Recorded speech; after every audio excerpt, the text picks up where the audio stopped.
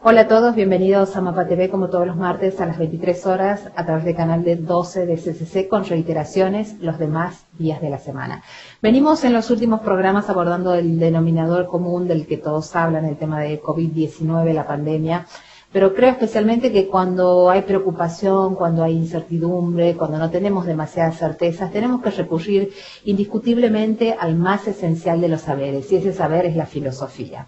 Por eso hoy hemos decidido invitar al doctor en filosofía, Lalo Ruiz Peche, para que con su excelencia académica y con su tremenda lucidez nos aporte conceptos que tengan que ver con mirarnos y pensarnos en el marco de esta pandemia COVID-19. Hola Lalo, ¿cómo estás? Bienvenido a Mapa TV. Hola, buenos días, ¿cómo andas? Lalo, los filósofos usan increíbles metáforas, pero a mí me encantaría empezar este programa diciéndote una muy común, muy básica, pero que de alguna manera siento que es la que la gente está sintiendo en este momento. Es como si estuviéramos todos en una olla a presión, ahogados, tapados por esa tapa de esa olla, y esa olla está conteniendo problemas como las persianas de los locales que se cerraron, la gente que quedó sin trabajo, las paritarias que no se realizaron en tiempo y forma, las cuestiones económicas, las cuestiones educativas.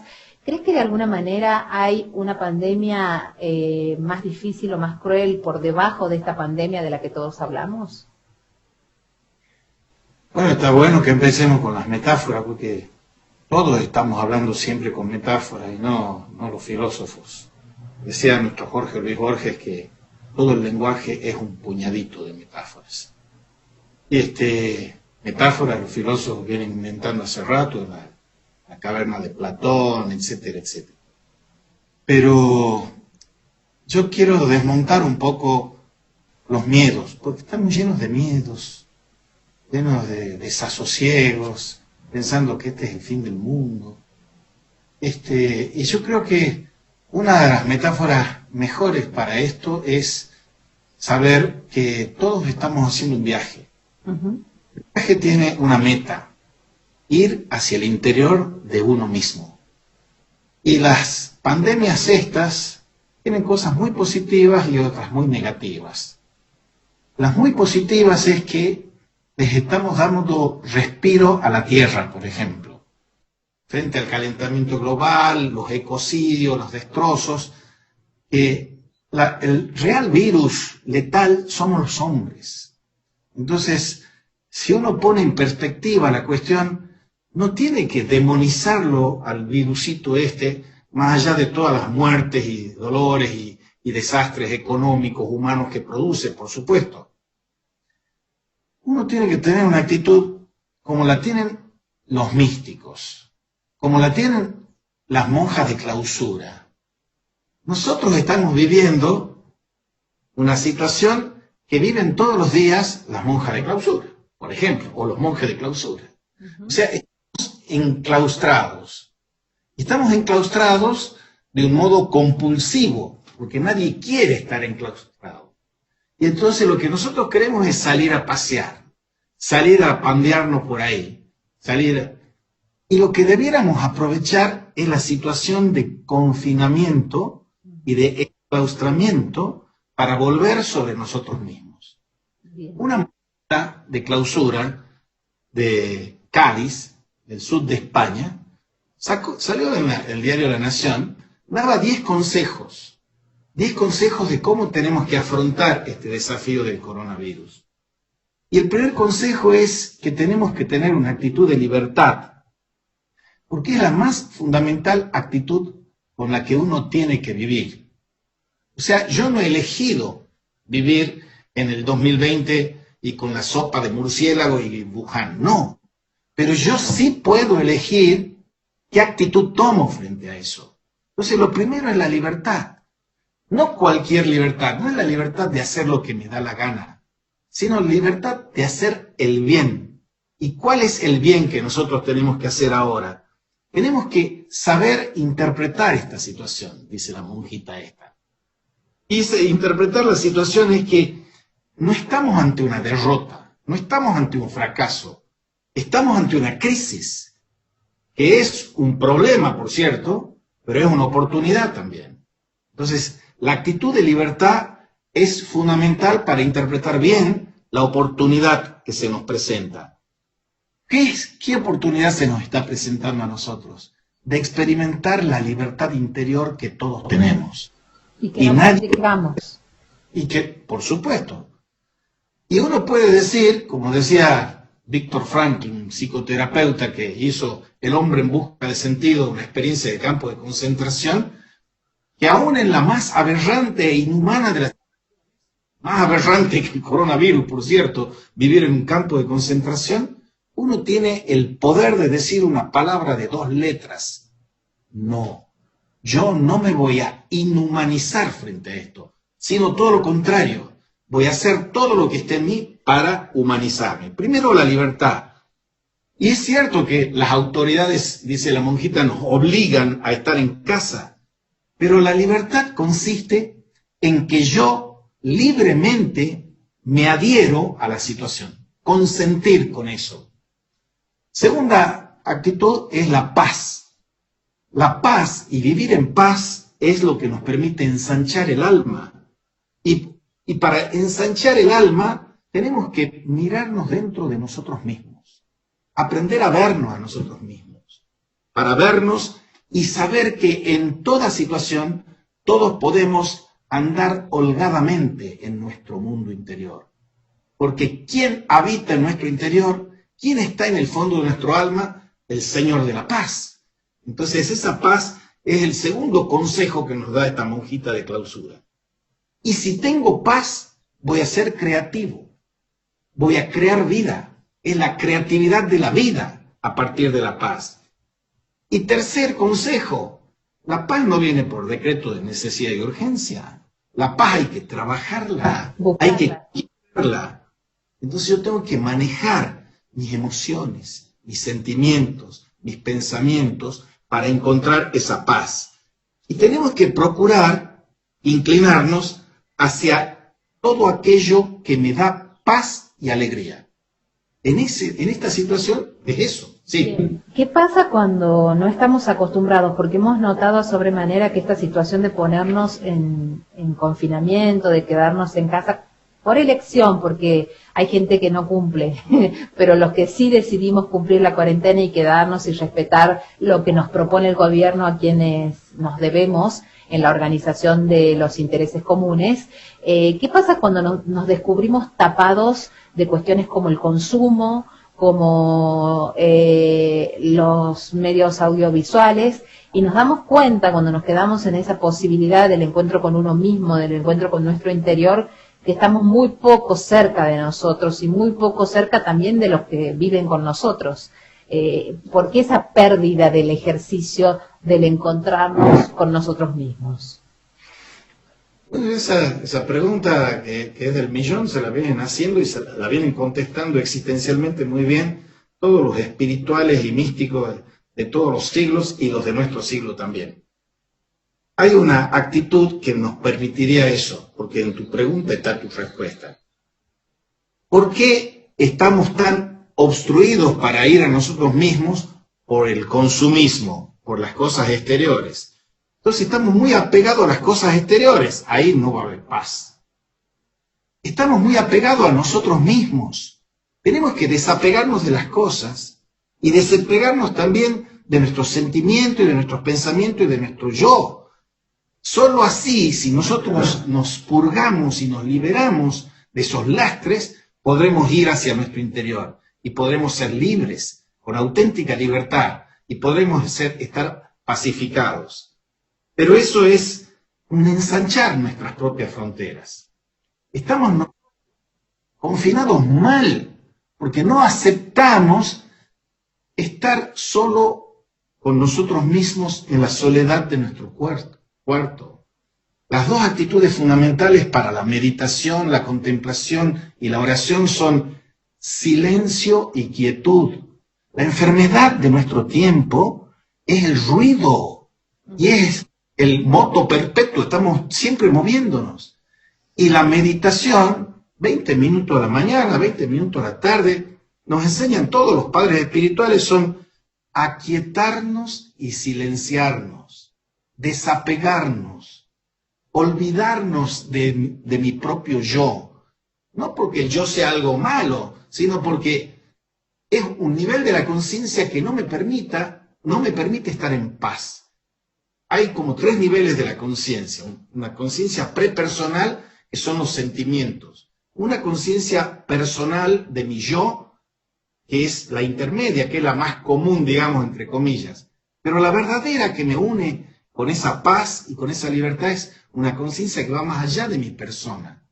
Un benedictino budista, que es Billy Gesieger, que murió este año en marzo, escribió un libro bellísimo que se llama La ola es el mar.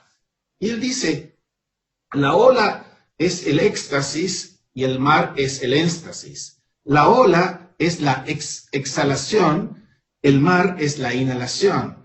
Toda la vida biológica, fisiológica, es inhalar y exhalar, recibir, dar.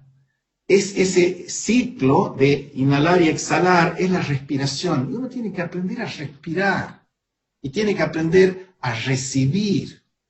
Uno de los maestros espirituales, que se llama Pablo Dors, que es un sacerdote, escritor y asistente en un sanatorio, dice, cuando yo voy a esa cama de enfermos terminales a los que él asiste, es terrible porque aparte de que les hacemos a los viejos y enfermos, les hacemos sufrir inenarrables torturas, ellos mismos están ahí abajo en la cama, yo estoy arriba como cura, y yo me tengo que bajar a ellos, y lo que a ellos les cuesta es saber recibir ayuda.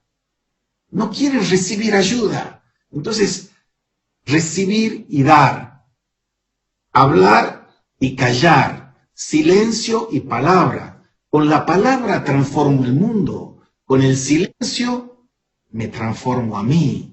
Entonces tenemos que buscar eso. No podemos caminar hacia nosotros mismos, que es el único camino que tenemos que hacer, si no hacemos silencio, si no nos aquietamos.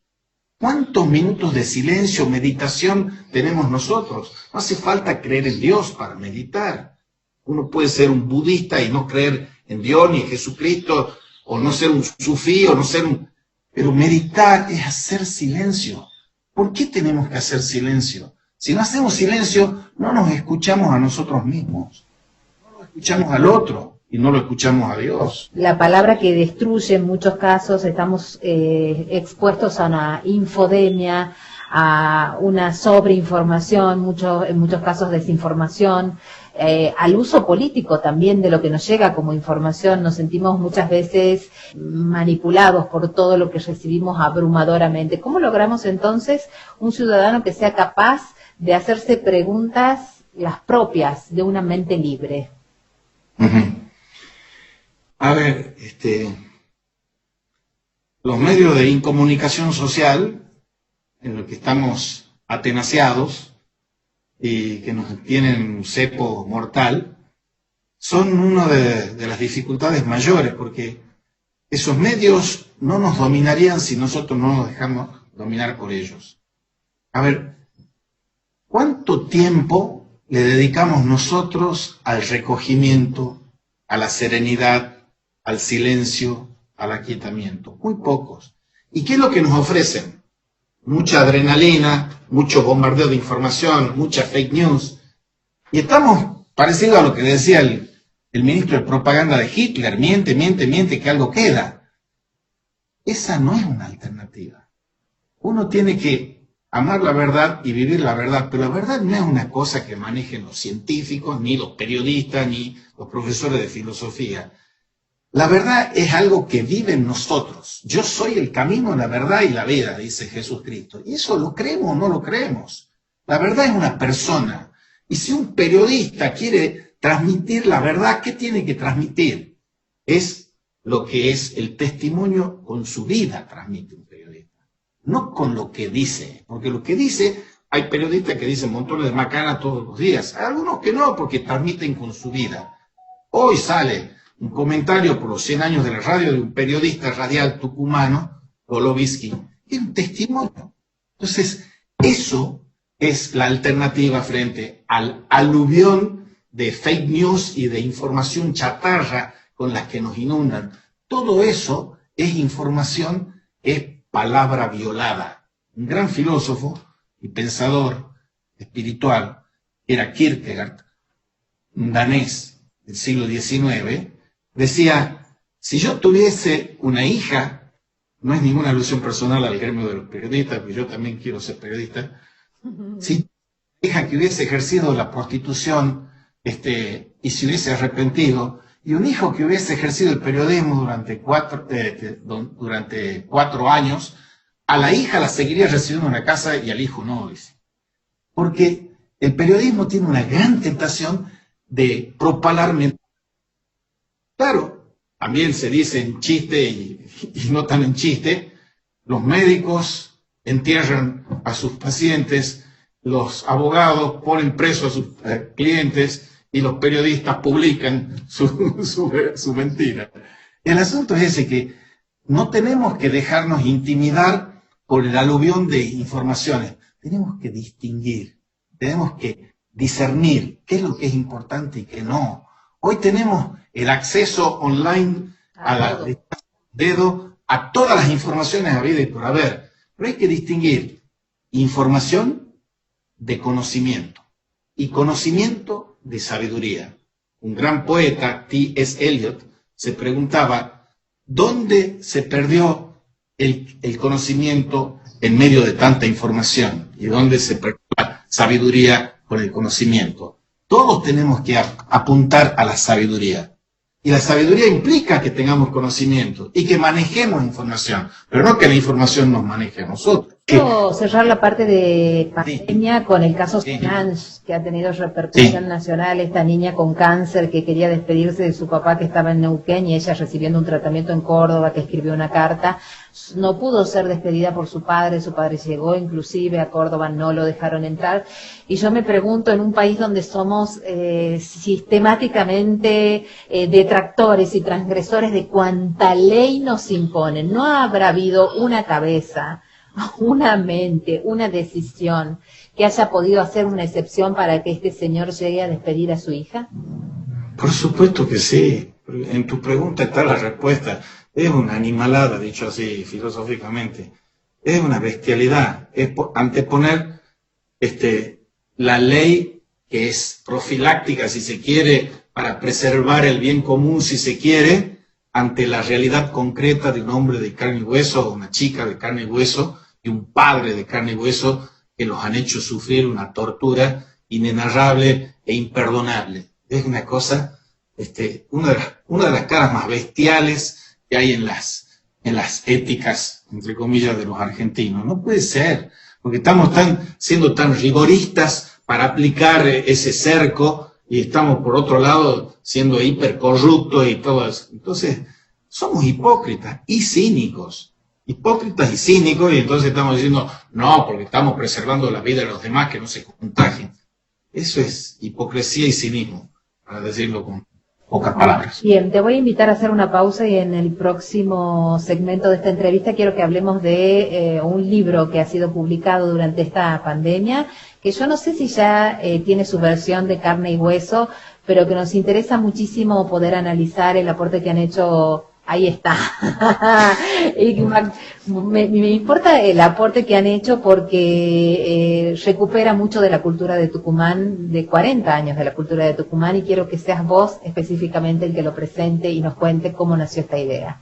Hacemos una pausa, ¿te parece? Bueno, perfecto. Hacemos una pausa y ya volvemos con el doctor en filosofía Lalo Ruiz Peche. Ya volvemos.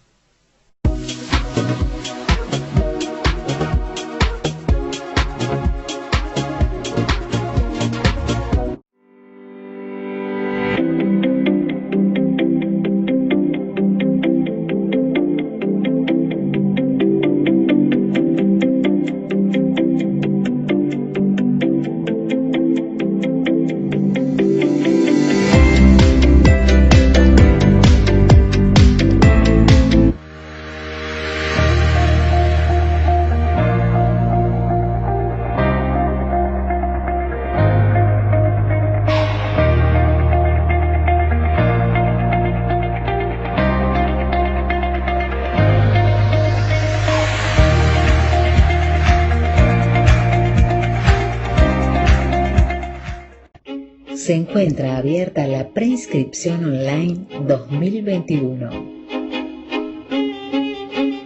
Para nivel inicial, salas de 3, 4 y 5 años, nivel primario y nivel secundario. Desde 2021, para alumnas y alumnos, el colegio extiende el proyecto de coeducación a todos los niveles. Preinscripción online. esclavastucumán.edu.ar/preinscripción.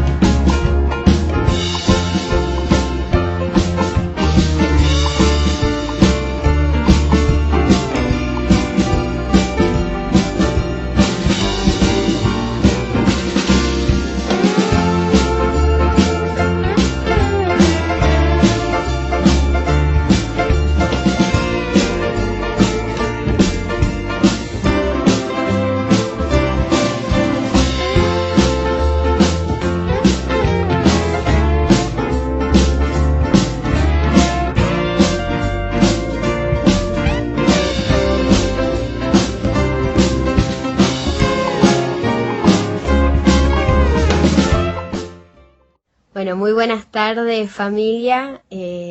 Estamos muy contentos de poder estar con ustedes una vez más para acompañarlos de parte de todo el equipo del IOT en una situación tan difícil que estamos viviendo a nivel país, a lo cual no estamos acostumbrados a quedarnos quietos, a estar en casa, pero por nuestra salud y para cuidar al otro también lo tenemos que hacer. Así que le queremos agradecer de todo corazón por su participación, por su compromiso, por su disposición para todas las cosas que estuvimos planeando y planteando en este tiempo. Muchas gracias. Creemos que es realmente un trabajo en equipo lo que está sucediendo, tanto para ustedes como para nosotros es algo nuevo, pero estamos muy contentos por todos los resultados que estamos viendo y en esta oportunidad nos acercamos a ustedes para traerles una propuesta, un desafío que sale desde el área de Ciencias Sociales. Es un proyecto que estuvimos armando desde el secundario para que como familia estemos durante este tiempo investigando, conociendo, aprendiendo un poco más de nuestra cultura del norte argentino. Elegimos la región del noroeste porque nos consideramos parte de esa región y porque nos parecía muy importante aprender un poco más. Siempre hay algo nuevo que aprender y mucho más desde donde nosotros somos, de nuestras raíces, de nuestros orígenes. Y creemos que como familia tenemos mucho para enseñar a nuestros hijos, cosas que aprendimos, cosas que nosotros conocimos, y qué lindo poder hacerlo en familia. Entonces la propuesta es para que como familia estén reconstruyendo alguna de estas culturas que tenemos en el norte. Pueden ser comidas, pueden ser bailes, vestimentas, algunas cuestiones de las reuniones sociales y todo lo que nos caracteriza como norte argentino.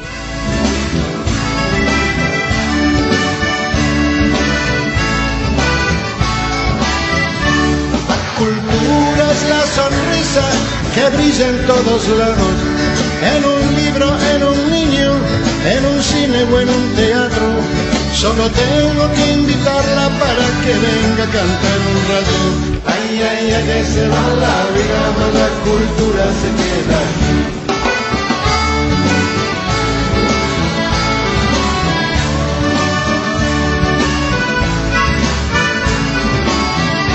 La cultura es la sonrisa para todas las edades. Puede estar en una madre, en un amigo o en la flor, o quizás se refugie en las manos duras de un trabajador. Ay, ay, ay, que se va la vida, mas la cultura se queda aquí.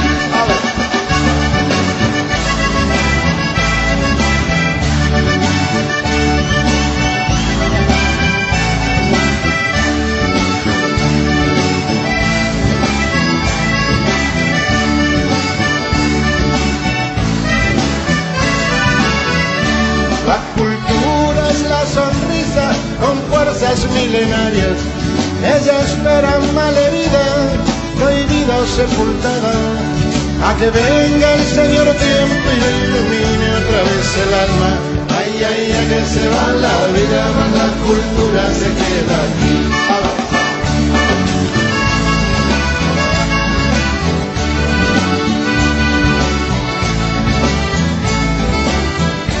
La cultura es la sonrisa que acaricia la canción y se alegra todo el pueblo. ¿Quién le puede decir que no? Solamente alguien que quiera que tengamos triste el corazón.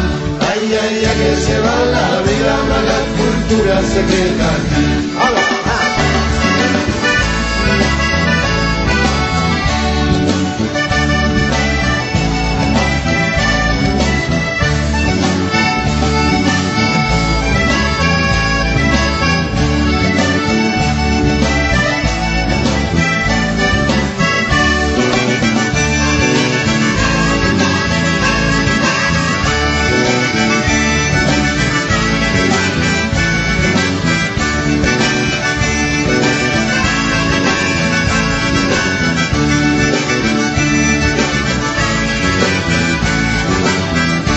Ay, ay, ay, que se va la vida, mas la cultura se queda aquí. que se va la vida, la cultura se queda.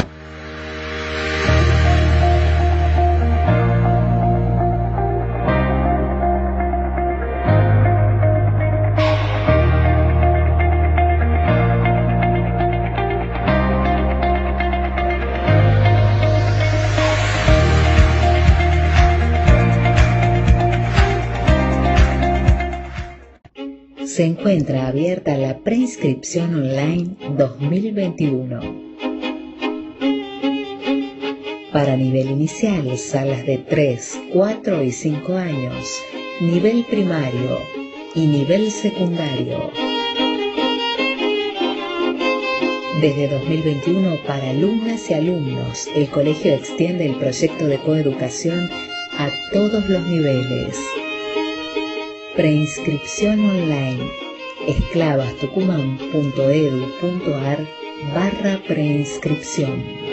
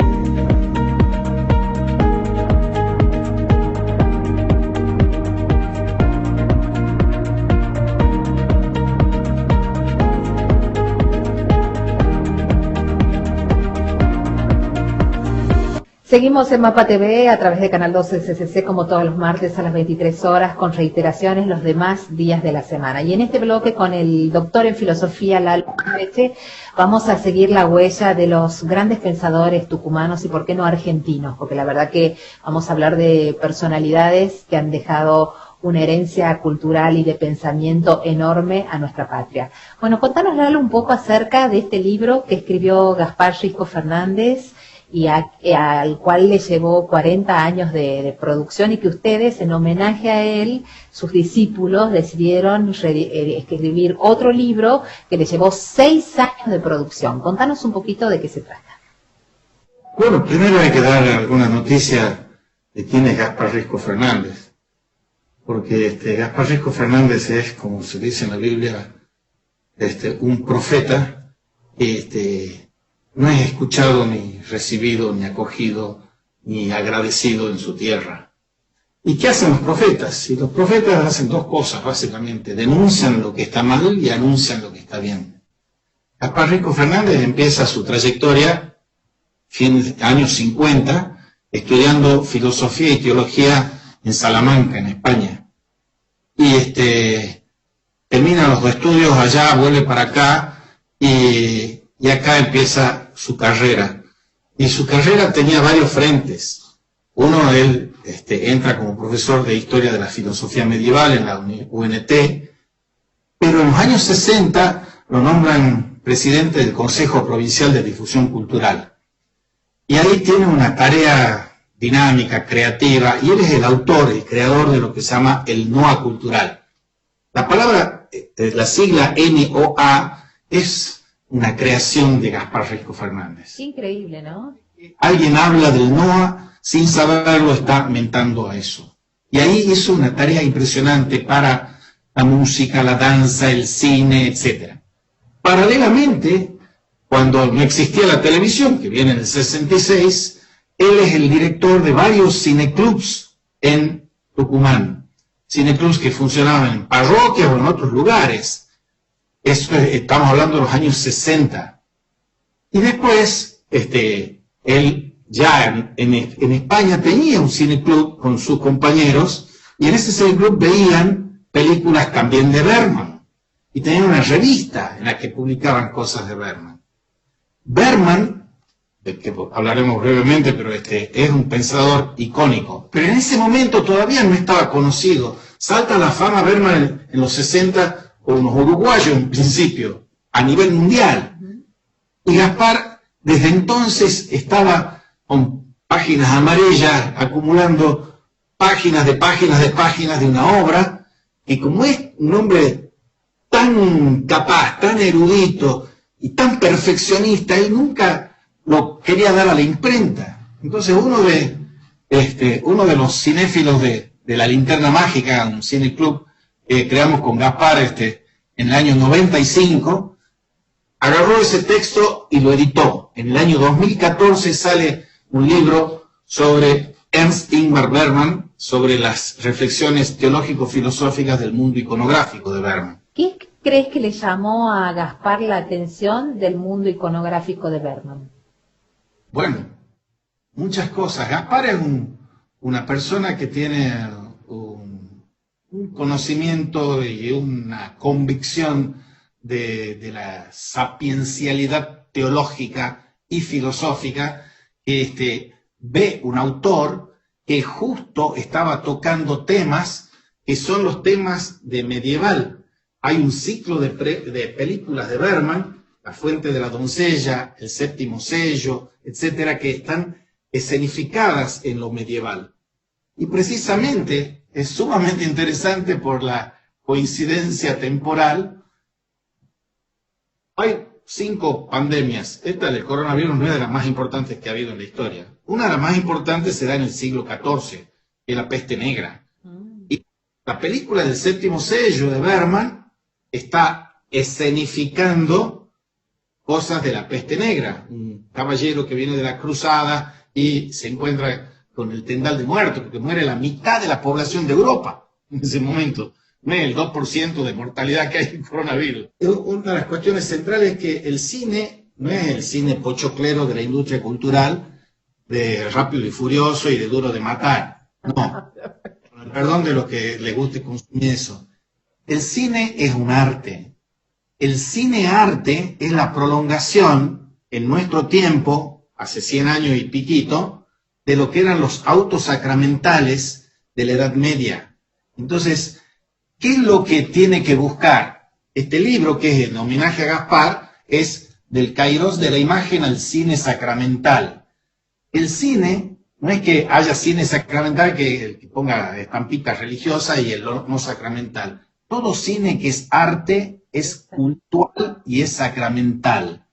Y Bergman es uno de los mayores, no el único, por supuesto, y Gaspar le dedicó 40 años para hacer eso, con todo su conocimiento de teología. Entonces, ver eso es que cuando uno entra en la sala de cine, uno entra como si entrara en un templo en el que en silencio uno, en oscuridad uno, ve reflejado algo que es mágico, y algo que es una ilusión. Magia, ilusión, misterio, eso es el cine. Y uno que cuando va al cine, claro, puede meterse en Netflix y hacer una maratón de streaming de los culebrones estos mexicanos, brasileros o turcos, y claro, y sale así como si fuese en éxtasis de dopado. No, el cine no es eso. El cine es arte en tanto y en cuanto ver una película es una obra de arte, como ver contemplar activamente cualquier obra de arte es mejorar uno como persona. Entonces, para terminar un poco con esto, la magia y misterio de la cinematografía, Gaspar ha mostrado esto en la imagen de Bergman, que nosotros cuando uno entra, una de las preguntas que se hace con la entrevista cuando sale este libro es ¿qué relación hay entre Unamuno, Bergman y Gaspar Risco? Unamuno escribe una novela que se llama San Manuel Bueno Mártir. Bergman filma una película que se llama Los Comulgantes o Luz de Invierno. Y Gaspar Risco hace este libro sobre Bergman, donde menciona a Unamuno y a Bergman. porque Bergman leía Unamuno. ¿Qué cuenta San Manuel Bueno Mártir? Un cura que pierde la fe y sigue predicando porque no quería fallarle a los feligreses. ¿Qué cuenta Los Comulgantes? Un pastor que ha perdido la fe. Ahora, Unamuno está viniendo de un entorno de la Guerra Civil Española. Bergman está viniendo del entorno de la Segunda Guerra Mundial. Y Gaspar está viniendo del entorno de las guerras fratricidas de los 60 y 70 en la Argentina. Eso es lo que los une, porque los tres son personas que están sacramentalmente expresando que la guerra no es buena y que están diciendo que hay que buscar lo sacral en nosotros para evitar las guerras. Bueno, es un breve resumen. En el 2016, 2 años después de salir el libro, hacemos un curso de 1 año sobre teología, filosofía y cine a partir del libro de Gaspar Risco. En el 2018 hacemos el segundo curso de 1 año sobre el mismo tema, teología, filosofía y cine, a partir del Bergman de Risco. Y ahora, en el 2020, sacamos el libro que resume o reúne algunos de los mejores trabajos de esos dos cursos. De esos 2 ciclos. ¿Quiénes Sí. participaron de esta producción? Bueno, la cátedra, lo organizaba yo desde mi cátedra, pero hay mucha gente que viene. En el año 1995, en los estertores del gobierno de Palito Ortega, nos llega una oferta a Gaspar Risco y a mí, de que venía una plata del Fondo Nacional de las Artes para crear un cineclub. Y entonces, desde el año 95 hasta hoy, salvo la pandemia, ininterrumpidamente, todos, un día por semana, proyectamos una película del cine-arte, hacemos un dossier y la discutimos. Y Gaspar viene acompañando esa gesta, que es hacer resurgir el cineclubismo. Porque la cultura del cineclub no es ir al cine. El cineclub implica sumergirse en esa ritualidad y sacralidad de como quien va a escuchar una cantata de Bach, o como quien va a escuchar la Pasión según San Mateo de Bach, o quien fuese, o de Mozart, o lo que fuesen. A mí Ya que solemne. estamos hablando de cine, ¿qué opinión Sí. te merece si la viste La Gran Belleza, la película italiana? No la he visto. Ya la voy a ver. Te invito a que la veas, es una verdadera Pero, ¿cómo no? obra Con todo de gusto. arte, una verdadera obra de arte. ¿De cuándo es? Muy reciente. Muy reciente y ganó como mejor película extranjera el Oscar. Yo tenía desconfianza. ¿Ah, sí? Sí. Es una película, es una obra de arte. De principio Hay montones de películas buenas y viendo uno tantas. no tiene tiempo. Sorprendente por qué pasamos tan películas tan malas nosotros. Entonces se sienten orgullosos como discípulos de Gaspar de haber presentado este libro, que me imagino que, bueno, fue en la pandemia la presentación, pero ya lo tenés ahí en la mano y estará a la venta en las librerías. Es que todavía no hemos hecho la presentación en carne y hueso porque estamos esperando que pasen las restricciones. Para poder hacerlo como se merece. Vamos a hacer. Pero ya están en la librería, está en Mercado Libre, se los puede conseguir y también los pueden conseguir en forma privada, porque lo que nos interesa es que se difunda. Pero Gaspar tiene montones de facetas muchísimo más ricas que solo eso. Nosotros hemos hecho que ha salido este libro, pero ¿Vos te definirías más como filósofo o como teólogo? yo te voy a dar la respuesta que da él a esa pregunta. ¿Por qué la de él? Dame después la tuya, la de él y después la tuya. Sí, yo la mía, que él es un gran teólogo y un gran filósofo de la mía. En el año 91 publica un libro que se llama Cultura y Región.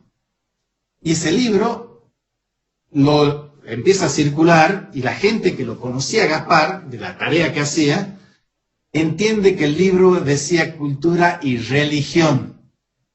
Y Gaspar, en una entrevista en esa época, le preguntan, ¿y usted se considera más filósofo o teólogo? Y él contesta, teólogo. Para los queridos cofrades y amigos del gremio periodístico, les recomiendo que lean un libro de Gaspar que se llama Teología, Papeles para una teología de la comunicación. Porque Gaspar, entre otras cosas, es uno de los pioneros que ha enseñado aquí. Vamos a ver lo que ha dicho de la educación. Enseñó de la comunicación. Y de la comunicación, él ha dicho, parafraseando una frase del cancionero popular del siglo de oro español, que estaba en los campesinos de Catamarca y Tucumán, la frase decía, aquel que se salva sabe y el que no, no sabe nada. Y Gaspar parafrasea eso y dice, aquel que se comunica sabe y el que no sabe nada. Y sería muy bueno que en las escuelas de periodismo les enseñen qué significa la comunicación.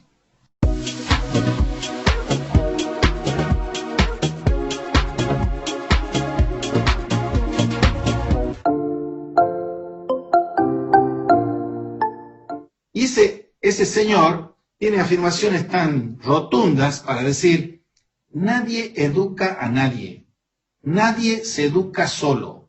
Todos nos educamos los unos a los otros en diálogo sobre el mundo.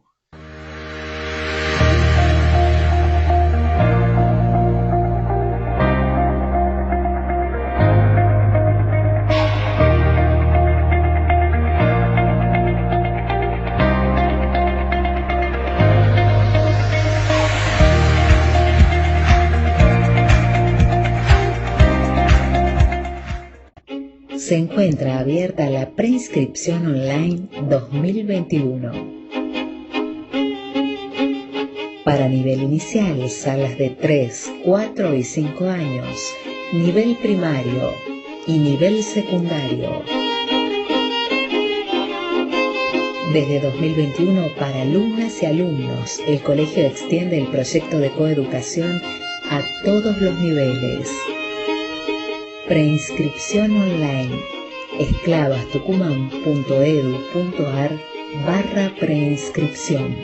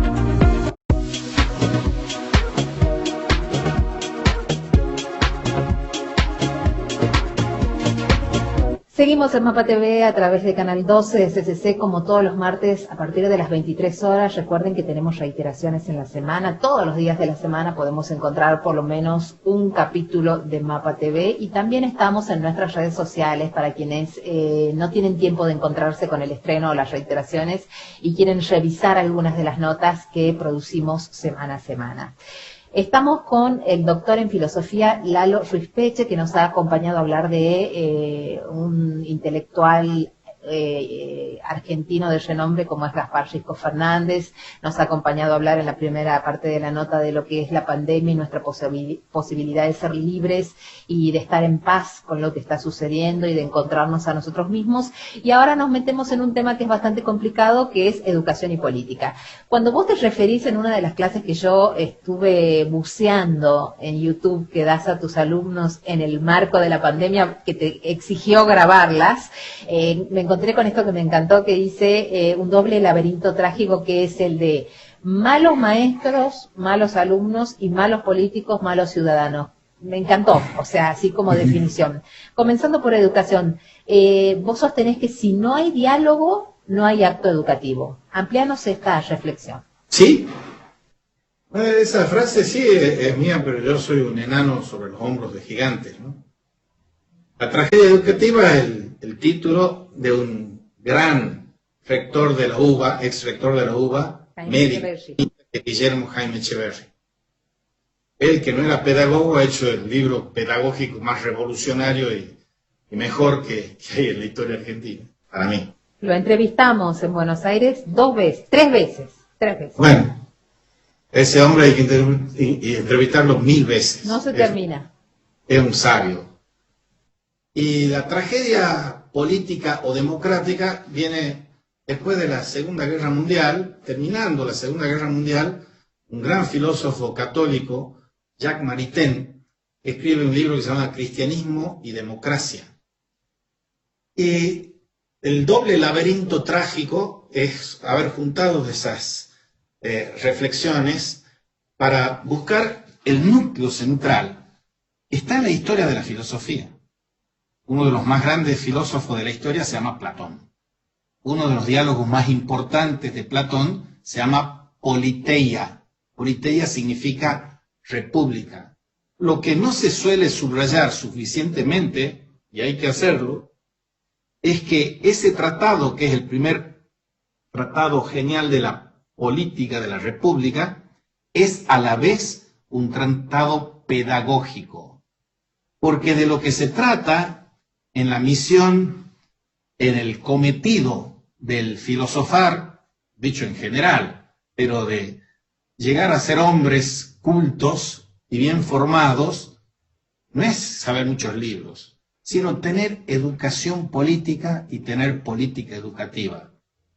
Educación política y política educativa, paideia, politeia, conjugadas. Ahora, ¿qué pasa cuando los modelos educativos y los modelos políticos andan tan desbalanceados y trabados y distorsionados como están los nuestros? Hay, para decirlo corto y claro, y vuelvo al maestro Risco Fernández, eran los años 60, eran los hippies, los Beatles, Juan XXIII, John F. Kennedy, Martin Luther King, un poquito después Vietnam. Eso era el 68 francés. Y hay un pedagogo, finalizar del Vaticano II, Juan XXIII, Pablo VI, un pedagogo brasileño que se llama Paulo Freire. Tiene una serie de libros y es uno de los genios de la pedagogía. Uno se llama Educación como práctica para la libertad. Otro se llama Pedagogía del oprimido. Él está nutriéndose de lo que era la teología de la liberación y de esos movimientos post-Vaticano II y hace un plan de alfabetización. Y ese señor tiene afirmaciones tan rotundas para decir: nadie educa a nadie, nadie se educa solo, todos nos educamos los unos a los otros en diálogo sobre el mundo. Y él dice, hay dos tipos de escuelas: la escuela dominadora, la escuela bancaria, que supone que el profesor, el maestro, le pone cosas a la caja vacía que es la mente del alumno, y la escuela que es la liberadora, en la que el educando es el agente principal, no el educador. Entonces, él dice, la esencia de la escuela es el diálogo, y la esencia de la antiescuela es el monólogo autoritario. Entonces, la esencia de la escolaridad es el diálogo. Ha sido un placer enorme contar con tu presencia en nuestro programa. Vamos a armar otra agenda de temas para charlar, porque sobran los temas para charlar con vos. Sí, por supuesto. Te agradezco enormemente tu generosidad y sobre todo quiero destacar tu gran pasión por hacer que una persona que, como vos definiste, no ha sido profeta en su tierra, haya tenido un debido reconocimiento de los tucumanos. Es algo muy importante. Ojalá que lo tenga. Las mentes mezquinas por ahí no logran reconocer a quienes trascienden. Y ese libro que ustedes presentaron desde tu cátedra hace algunos meses me parece que es un gesto de generosidad absoluta. Yo te agradezco muchísimo en nombre del pensamiento y de la cultura del NOA. Gracias a vos y gracias a Gaspar. Por supuesto. A ese que debe ser. Por supuesto, que inspira. Muchísimas gracias por tu presencia. Gracias.